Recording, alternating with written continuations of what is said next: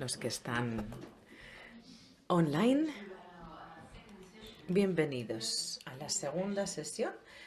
La primera comunicación va a ir a cargo de Joan Morera Peric y Xavier Meloni. Ambos jesuitas van a hablar no juntos y no a la vez, sino uno después de otro, y van a hablar de las reglas para ordenarse en el comer en clave ecológica.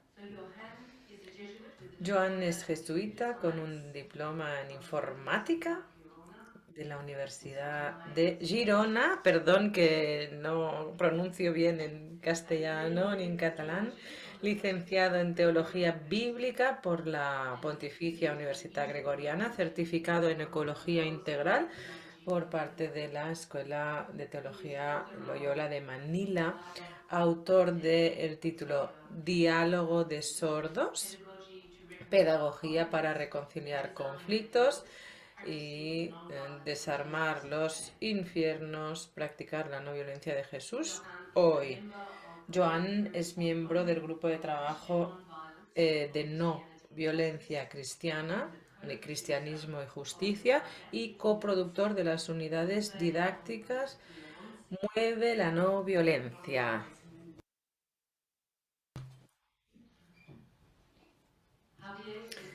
Xavier nació en Barcelona, jesuita, doctor en teología, licenciado en Antropología Cultural, miembro de Cristianismo y Justicia, especializado en espiritualidad ignaciana, diálogo interreligioso y mística comparada. Ha vivido aquí, en la cueva de San Ignacio, en Manresa, desde hace 27 años, donde acompaña y reflexiona sobre las diversas manifestaciones de la experiencia de Dios. Y estos estudios son amplios, sus reflexiones y estudios son amplios. Actualmente es el director del centro, pero no le gusta sentarse en el centro. Es autor de múltiples publicaciones, entre las que destacan De aquí a aquí, que es su título más reciente, publicado en 2021. Gracias, Joan. A ver, y Javier.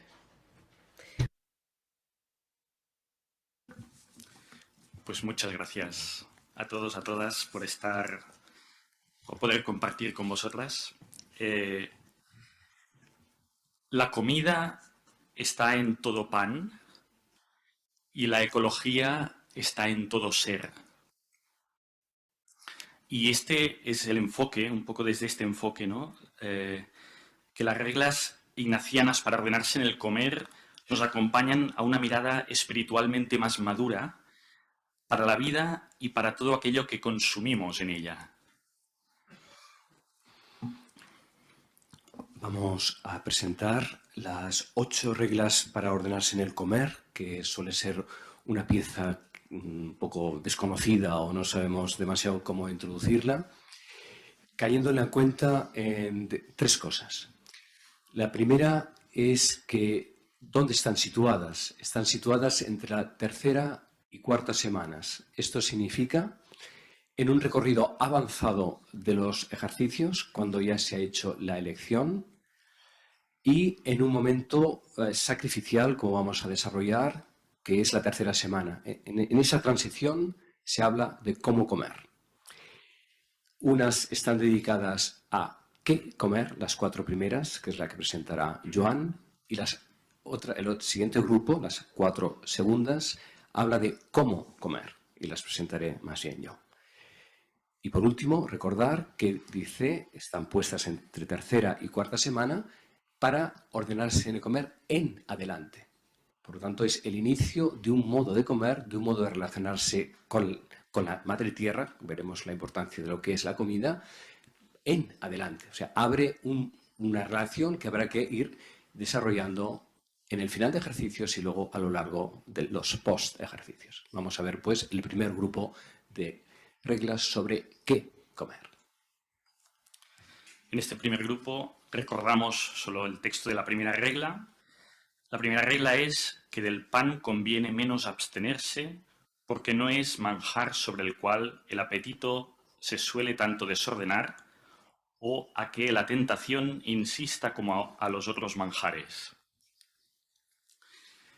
Nos lo ha dicho un poco antes José, pero la evolución del cosmos ha llegado a una sublime cocreación en el ser humano, imagen y semejanza de Dios. O sea, nos percibimos inacabados, con esta sed de un fin para el que somos criados, según el principio y fundamento, una sed que logre completarnos y con la que podemos decidir co-creando. El pan es el símbolo de esta síntesis entre la creación divina y la creación humana. Su producción cotidiana, que está subrayada ya en el hora et labora monástico, es necesaria para la supervivencia. Esta función de sostén diario hace que consumir pan no represente ningún extra y, por tanto, no sea lo que más logre desenfrenar nuestros apetitos humanos. En el Éxodo se nos dice que el maná que los israelitas recogen en su travesía por el desierto lo toman en la medida de un homer y cada cual según lo que necesitaba comer. Y, de hecho, dice, quien intentaba acumularlo para otro día lo encontraba lleno de gusanos y podrido. Es decir, alimenta, pero no es de lo más apetecible, hasta el punto de que se quejan porque les da asco, según el libro de los Números, ¿no? Con esta misma pedagogía de la austeridad, aprendida en el desierto, cuando Dios acompaña al pueblo, la Eucaristía, cuando Jesús acompaña al nuevo pueblo de Israel, al nuevo pueblo eclesial, es una fracción, la Eucaristía, sobre aquello que se comparte cada día, el pan, la vida trabajada con nuestras decisiones. Una perspectiva ecológica de esta primera regla debería fijarse en la base indispensable para la subsistencia. En las sociedades indígenas, más entrenadas a relacionarse, como hemos visto estos días, con la sacralidad y el agradecimiento hacia la naturaleza, encontramos referentes inspiradores para este modo de vida sinérgico con el resto de especies y ecosistemas. En oposición, las sociedades occidentales están marcadas por el paradigma tecnocrático, esta producción, este consumo voraces, como dice la Laudato Si, ¿no? Este exceso de manjares produce que otros deban abstenerse de pan, condenando a la pobreza a una mayoría.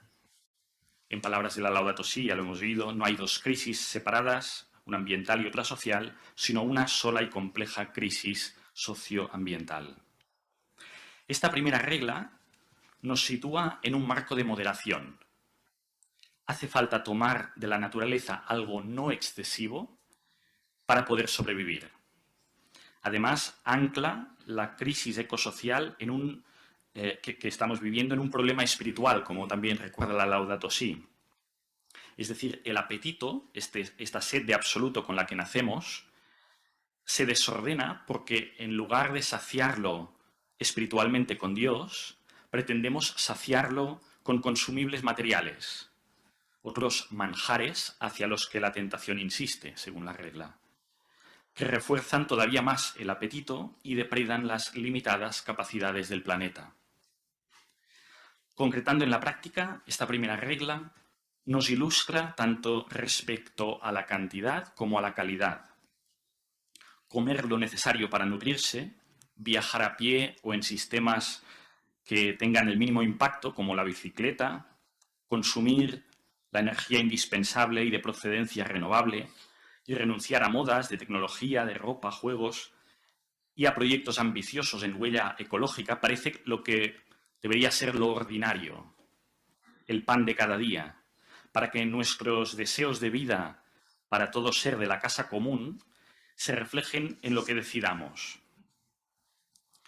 Hay un relevante estudio de Climate Mitigation Gap del 2017 que nos dice que a pesar de que educamos mucho a reciclar, y está muy bien, los 4 puntos que más impacto tienen para revertir el cambio climático se producen más en los núcleos familiares. Y por orden sería, 1, tener un hijo menos, que es hasta 24 veces más impactante ecológicamente en los países ricos. Por tanto, no está diciendo que tengamos menos natalidad, sino que está hablando del ritmo o el nivel de vida que estamos teniendo.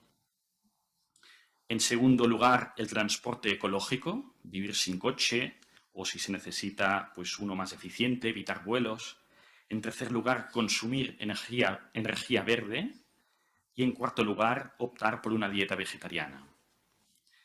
Contra la tentación de incluir en la etiqueta pan o imprescindibles, en la etiqueta de pan o como imprescindible, ¿no?, aquellos modos de vida que no son, de hecho, imprescindibles, que son otros manjares, conviene tener en cuenta cuánto sufrimiento generamos a cualquier ser universalizando esta elección. San Ignacio, al comienzo de su estancia en Manresa, se abstenía de comer carne durante la semana. En un momento determinado vuelve a comer tras la visión que tiene. Esto nos indica que también hay un tiempo para cada cosa. Al qué y al cómo comemos hay que añadir el porqué, la motivación. No es lo mismo la abstención de comer carne en clima de vía purgativa, como es la que se encontraba Ignacio en Manresa, que hacerlo por sensibilidad espiritual, que es donde nos hallamos en el momento en que San Ignacio presenta estas reglas.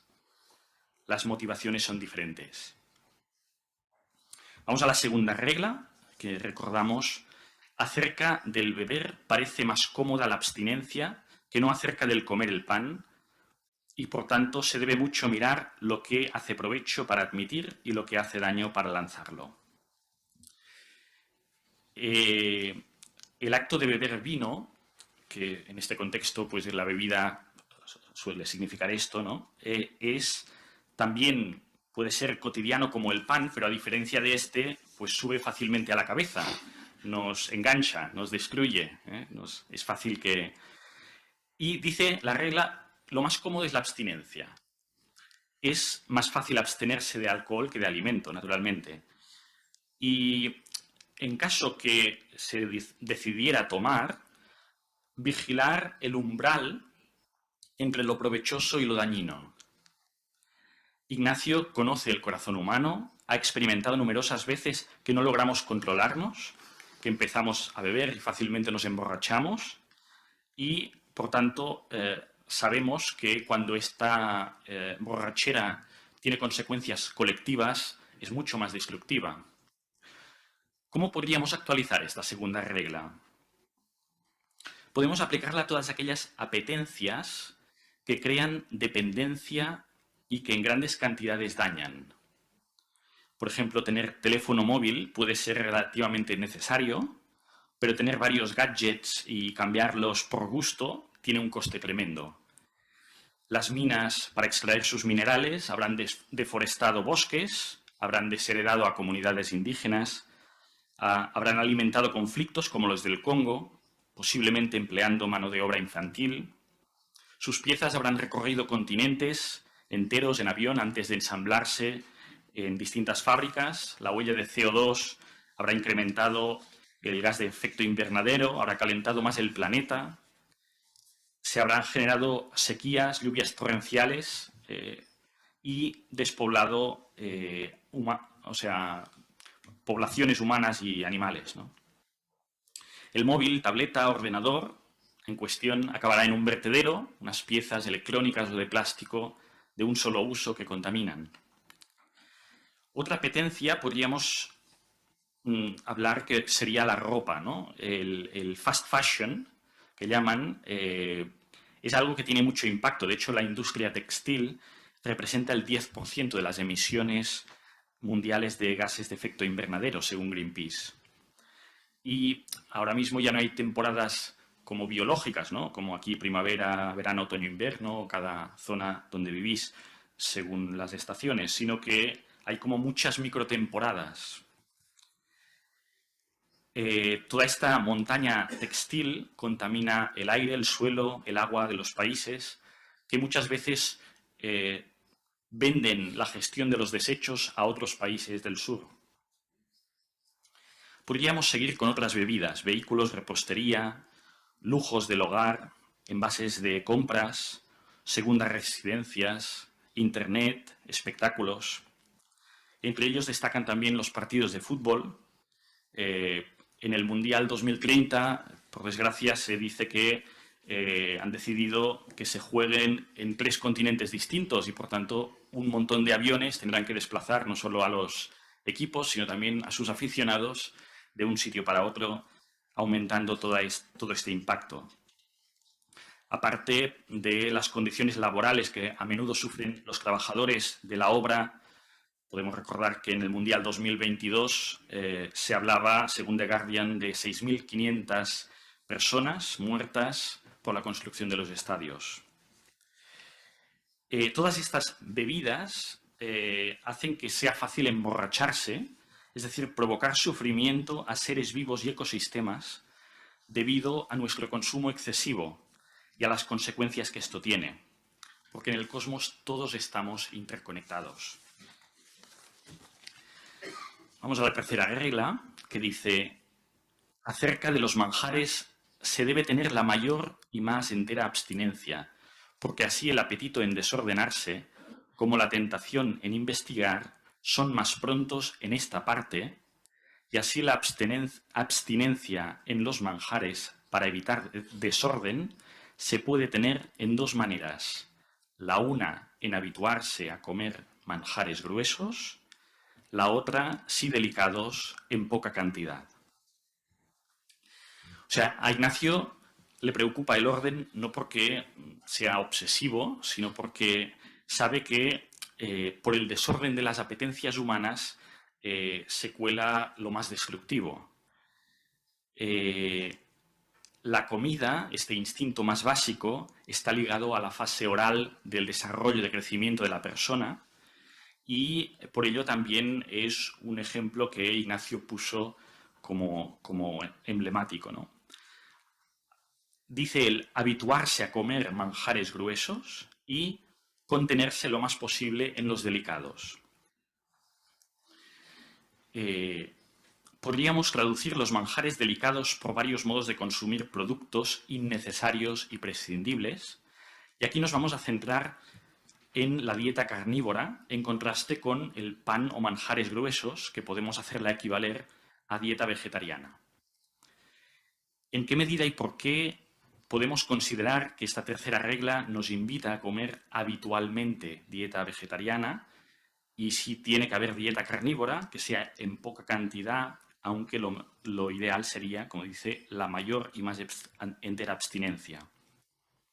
Vamos a intentar explicar desde nuestra sensibilidad, un poco desde el camino que hemos hecho, quizá personal, ¿no? O sea, entendemos que aquí hay como muchas sensibilidades y que cada uno ha hecho su proceso, ¿no?, en esto, pero precisamente como para, dentro del contexto del que hablamos, pues de estas sociedades del bienestar del norte global, al menos de las que se juegan de las que no se juegan, perdón, la supervivencia en este alimento, sí que nos gustaría pues hablar como de 5 aspectos o motivos por los cuales pensamos que lo ordinario, según esta regla, debería ser la dieta vegetariana, ¿no? No quisiéramos caer en una nueva forma de euro o nortecentrismo, ¿no? Por tanto, que cada uno tome esto como en su contexto, ¿no? El primer motivo sería las razones de ética animal. Con excepción de nuestras mascotas, matar animales nos parece tolerable porque nos regimos por el especismo de especie, ¿no? Una discriminación de las demás especies simplemente por no ser humanas. Nos basamos en criterio de menor inteligencia que nosotros, en lugar de otros como velocidad o como tamaño en los que perderíamos. Y desde este podio de inteligencia menospreciamos a los demás seres usándolos a nuestro antojo.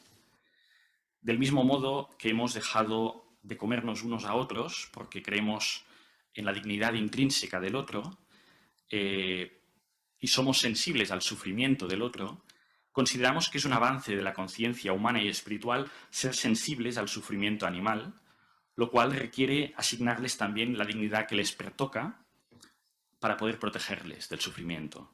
O sea, cambiar este especismo en solidaridad interespecie es urgente porque, de hecho, es la raíz del paradigma tecnocrático. Es lo que nos autodestruye, ¿no? Este ignorar impunemente el sufrimiento de las demás especies. Una segunda motivación de esta aplicación sería de carácter espiritual. En muchas tradiciones religiosas han optado por el vegetarianismo desde hace mucho tiempo, desde tiempo inmemorial. La carne animal adquirida a coste de matar una vida contiene violencia en el alimento mismo, y el hecho de masticar y alimentarse de un cuerpo muerto genera a quien lo come también algo de esta misma violencia o agresividad implícita. Así, el activismo y los compromisos competitivos que fomenta nuestra cultura tienden a pedirnos, por inercia, una dieta cárnica igualmente cargada de lucha y de violencia por la supervivencia, como lo que intentamos hacer, ¿no?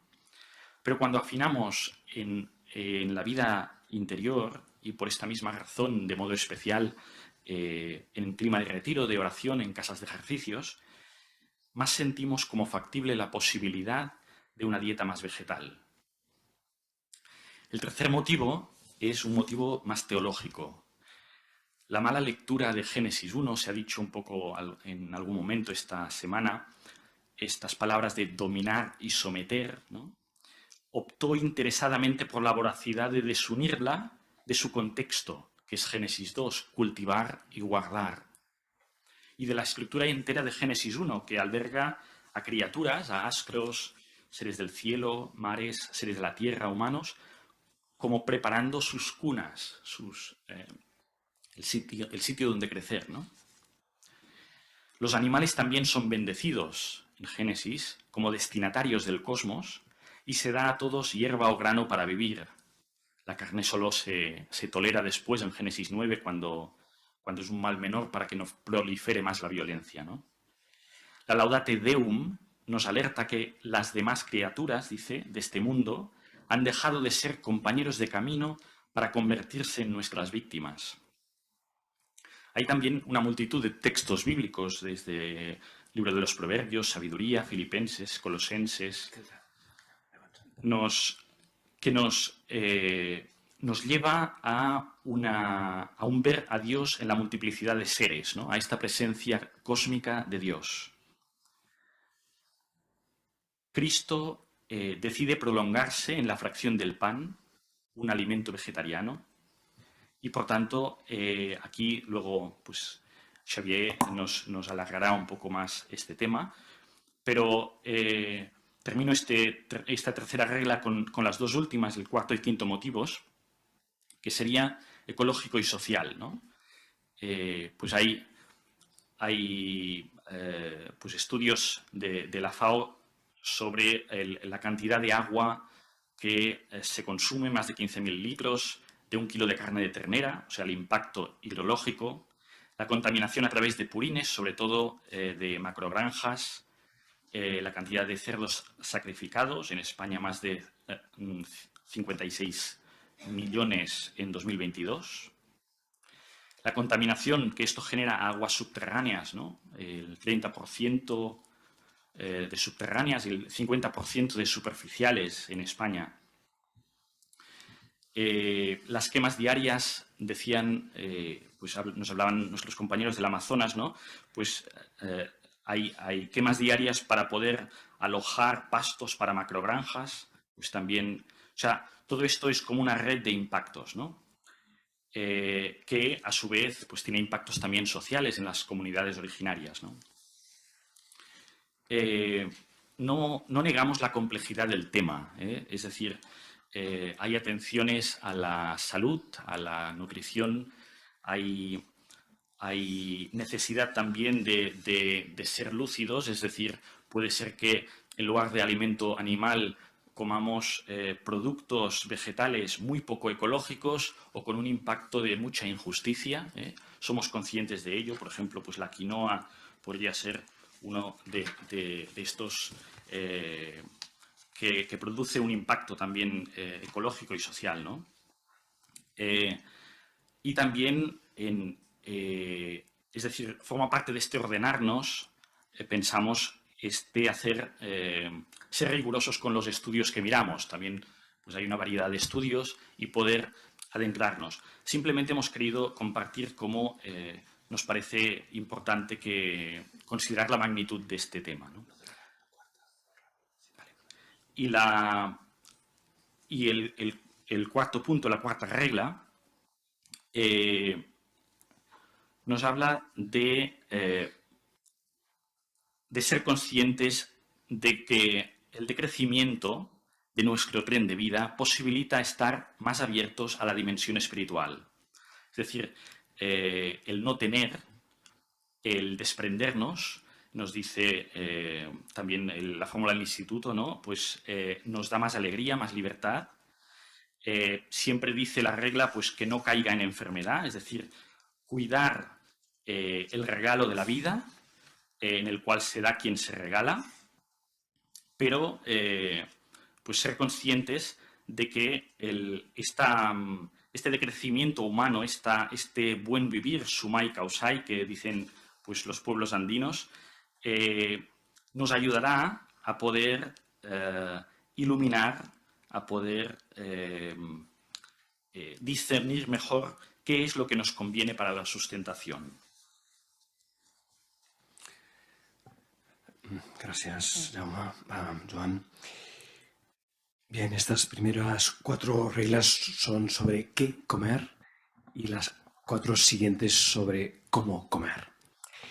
La quinta regla, por tanto, dice lo siguiente.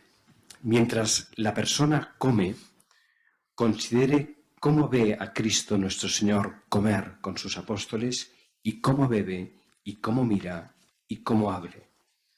Procurar imitarle de manera que la principal parte del entendimiento se ocupe en la consideración de nuestro Señor y la menor en la sustentación corporal, porque así tome mayor concierto y orden de cómo se debe haber y gobernar.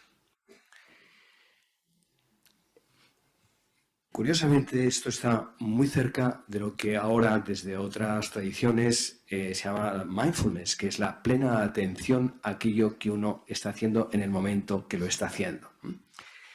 Aunque aún aquí todavía hay una escisión entre comer y pensar cómo Cristo come. Hay una pequeña escisión porque no estamos todavía en el final de los ejercicios, que es la contemplación para alcanzar amor. El modo de comer de Jesús nos ayuda a saber cómo comer nosotros. ¿Y cómo comía Jesús? Bueno, en los evangelios se dice explícitamente en un lugar que algunos fariseos se escandalizan porque Jesús es comedor y bebedor y no como Juan el Bautista, que era austero y era vegetariano porque comía langosta solo.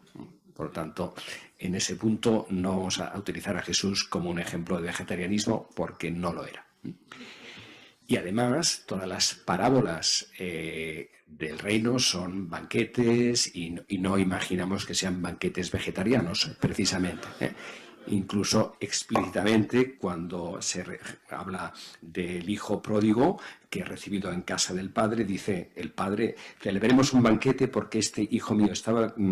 traed el ternero cebado y matadlo, celebraremos un banquete porque este hijo mío estaba perdido y ha sido encontrado. Por lo tanto, claramente no era dieta vegetariana lo que le dieron. Es una parábola, sí, efectivamente. Y luego los discípulos eran pescadores y comían pescado, si no, no se iban a ganar la vida.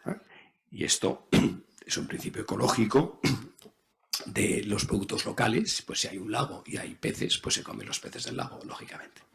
No. O sea, por lo tanto, no es por ahí por donde va nuestra reflexión, ¿no? Sino que va por lo que significa, lo que va significando la conciencia de lo que significa comer, digamos, ¿no? Y aquí me voy a centrar para no alargarme mucho más, porque si no, el texto lo tendréis escrito. Quisiera centrarme en dos traslaciones que se producen en los evangelios y en nuestra sacramentalidad de la comida, que es, por un lado, la noche pascual, el cordero carne se convierte en pan y el vino se mantiene como vino. Pero lo importante es la traslación de la carne al pan en el momento pascual, en el momento eucarístico, y que ese pan se convierte en cuerpo de Cristo.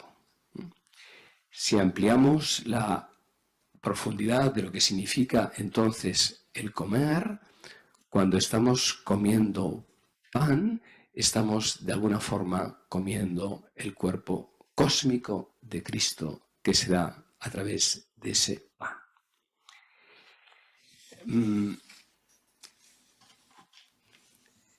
Y ello empalma con el carácter sacrificial que tiene el acto de comer. Cada vez que comemos algo, algo deja de tener vida para darnos vida. O sea, estructuralmente la comida contiene un elemento de muerte y de resurrección, porque aquello que muere se convierte en vida en aquello que se está comiendo. La diferencia está en que eso que se come, se le ha pedido permiso para ser comido. ¿Qué reverenciación hay ante aquello que como? Y cómo, de alguna manera, me hago consciente del acto sagrado que significa la comida de cada día. Este carácter sacrificial del acto de comer, que al menos realizamos 3 veces al día como mínimo, hoy en día se ha extendido en la conciencia de la trazabilidad de los alimentos que comemos. Esto se ha ido diciendo estos días, para que tengamos en el desayuno de hoy, por ejemplo, de cada día, botes de leche, de soja, de avena, queso, tomates. ¿De dónde viene todo esto, no? Si estuviéramos cerca de la naturaleza, pues habríamos ido a lo mejor a ir a ordeñar las vacas a las 7 de la mañana, habría habido un horario de ordeñamiento, y al final hubiéramos ido a coger los tomates del huerto y los hubiéramos puesto. Todo esto ha desaparecido en el momento en que vamos a desayunar, a comer o a cenar, ¿no? Por lo tanto, toda la reflexión, todas las reglas para ordenarse en el comer, leídas en clave ecológica, tienen que ver con esta atención a lo que realizamos, al menos, como digo, 3 veces al día. En la 6ª regla se dice: mientras se come, se puede tomar otra consideración de la vida de los santos o alguna pía contemplación o algún negocio espiritual que haya a hacer, porque estando en la tal cosa atento, tomará menos delectación y sentimiento en el manjar corporal. A una sociedad como la nuestra, muy adicta al sabor y al placer, en estos momentos pues hay una cantidad incluso increíble de panes, ¿no? O sea, ahora se va a una panadería y hay como mínimo 15 panes diferentes, ¿no? Y podemos elegir qué bebidas. O sea, es que hasta el pan se ha convertido en un elemento sofisticado, ¿no? O sea, es una absoluta locura, ¿no? en la que movemos, por nuestra adicción al placer, por nuestra adicción al gusto. La 6ª regla tiene que ver con la libertad respecto del gusto, para que en lugar de estar pendientes del gusto, estemos pendientes de 2 cosas. Del agradecimiento, que estemos agradeciendo lo que estamos comiendo, y de la responsabilidad de aquello que comemos. Porque podemos estar comiendo sangre en el momento de tener en nuestro plato cualquiera de los alimentos cuya trazabilidad no haya sido de alguna manera pues, confirmada, justificada, asegurada, ¿no? Por lo tanto, a través de 3 momentos al día como mínimo, y no digamos pequeñas pausas que hacemos, ¿no? toda la cuestión del comercio justo, toda la cuestión de los productos locales, todo eso. De todo eso hablan hoy las reglas para ordenarse en el comer, puestas entre tercera y cuarta semana. Es decir, puestas en el pie del árbol de la cruz, de Cristo crucificado, convertido en pan para que lo comamos, pero para que después de haberlo comido, a partir de ese momento, empecemos a comer de otro modo. Con agradecimiento y con conciencia, sea lo que sea que comamos. El acento que hemos puesto en lo vegetariano, entendemos que es un tema discutible y discutido, que tiene muchos elementos, no vamos a poner aquí el acento. Donde lo ponemos es en la responsabilidad de aquello que nos llega a nuestro plato, como digo, en muchos momentos al día. Creo que con esto vamos a dejarlo ahí. El texto está escrito y tenemos más tiempo, en todo caso, después para comentarlo. Muchas gracias.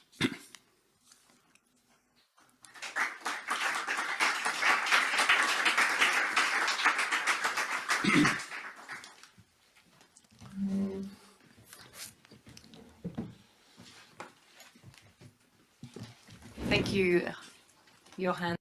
Gracias, Joan y Xavier. Sin duda esta presentación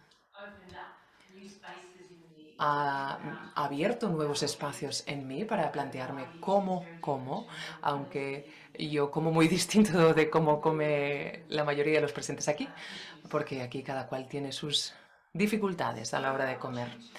Me gustaría que se tomaran un minuto para revisar este espacio, recordar las palabras y las emociones, y si tuvieran preguntas, pues que se las guarden para la plenaria. Unos minutos de silencio.